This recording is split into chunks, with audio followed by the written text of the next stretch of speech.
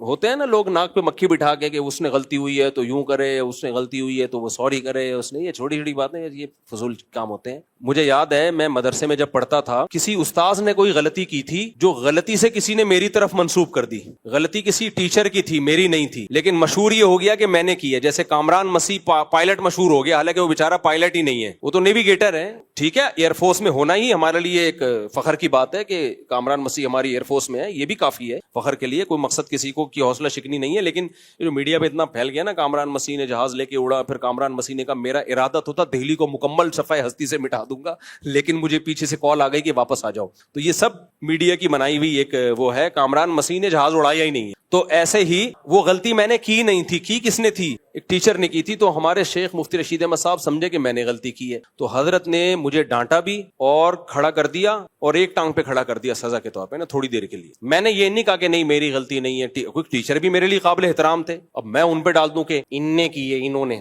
مجھے صبح ان سے حدیث پڑھنی ہے, فقہ پڑھنا ہے, مجھے شرم آ رہی ہے یار. وہ بولے گا بابا تو چپ کر کے سزا کھا لیتا ہے یار. میرے بچوں میں نا ایک دفعہ کیا ہوا, کسی نے کوئی غلطی کی یا وہ کوئی گلاس توڑ دیا, میں پوچھ رہا ہوں کس نے توڑا ہے, تو جو بڑا والا ہے نا وہ چھوٹا تھا اس وقت, تو وہ سراہتا نام نہیں لے رہا, اس نے مجھے اشارہ کر رہا ہے تاکہ اس کو پتہ بھی نہ چلے اور مجرم بھی پکڑا جائے. مجھے اتنی ہنسی آئی, کہہ رہا اس نے کیا ہے. بچے ایسی حرکت کر رہے ہوتے ہیں. تو یا تو میں بھی یہی حرکت کرتا, حضرت مجھے ڈانٹتے ہمارے شیخ, اور میں کہتا مجھے بیٹھے ہوئے ہیں نا ان کی غلطی ہے. کوئی بہت بڑی غلطی تھی نہیں, میں نے کہا تھوڑی دیر سزا کھا لو یار. اب کیا ٹیچر کو آدمی بولے انہوں نے کی ہے, کہ پھر صبح آنکھیں کیسے ملائیں گے ان سے. حضرت نے پھر اگلے دن مجھے ڈانٹا, پھر تیسرے دن 3 دفعہ حضرت نے ڈانٹا مجھے. ختم ہو گئی بات. بعد میں خود سے پتا چل گیا کہ غلطی تو کسی اور کی تھی, ان کی تھی. اب جب پتا چل گیا بھائی میری غلطی نہیں تھی, تو اب یہ نہیں کہ حضرت نے مجھ سے سوری کی ہو, کچھ بھی نہیں کیا حضرت نے, بس ٹھیک ہے یار چلو ہوتا ہے. یہ بھی ہمیں سکھانے کے لیے کہ اب یہ تھوڑی ہے کہ بڑے تم سے سوری کریں گے, سوری میں نے تمہیں ڈانٹا. یہ اتنے اچھے اخلاق انگریزوں پہ ہی جچتے ہیں. کچھ نہیں ہوتا یار, بڑے نے ڈانٹ دیا تو کوئی بات نہیں, غریبی کی ہو گئی نا. بعض دفعہ ہم سے غلطیاں ہوتی ہیں, بڑوں کو پتہ نہیں چلتا, تو اس وقت ڈانٹ بنتی ہے, تو یہ والی ادھر فٹ کر لینا.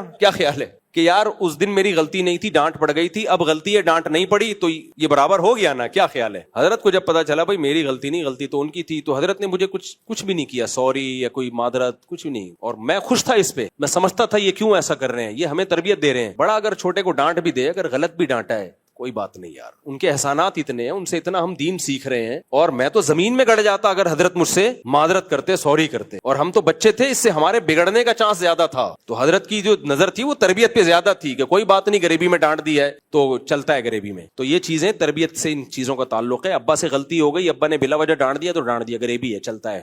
ایک آدھ دفعہ ابا نے تھپڑ لگا دیا تو چلتا ہے تھپڑ. اب یہ نہیں کہ ابا بیٹے سے سوری کریں گے, بیٹا میں نے تمہیں غلط ڈانٹا تھا, اس دن اتنی ڈانٹ, اتنے کلو کی ڈانٹ بنتی تھی, 2 کلو میں نے اضافی ڈانٹ دی. تو یہ سب چلتا ہے مارکیٹ میں.